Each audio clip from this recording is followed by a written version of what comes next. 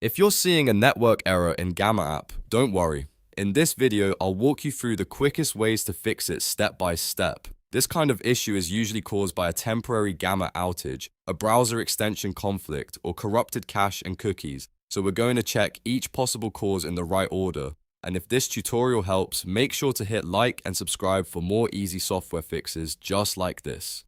First, before changing anything on your device, check Gamma's server status. Open your browser and visit Gamma's official status page. Here, you want to look for any alerts about the web service, generation API, or AI models being down or under maintenance. If Gamma is having an outage, the problem is not on your end, and the best solution is simply to wait until their service is restored. This is an important first step because it saves time and prevents you from changing settings that won't help. If the status page shows everything is operating normally, move on to the next step. Open Gamma in an incognito or private browsing window and try signing in again. This step is useful because Incognito Mode disables most extensions by default and starts with a clean browsing session. If Gamma loads properly in Incognito Mode, that usually means one of your browser extensions is interfering with the site.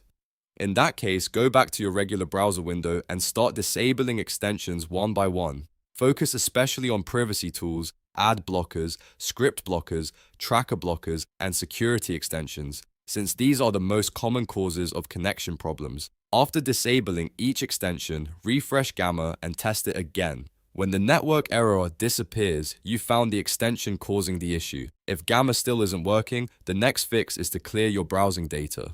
In your browser settings, find the option for clearing cache, cookies, and site data. Make sure you select the data for Gamma if your browser allows you to clear it by site, or clear all browsing data if needed.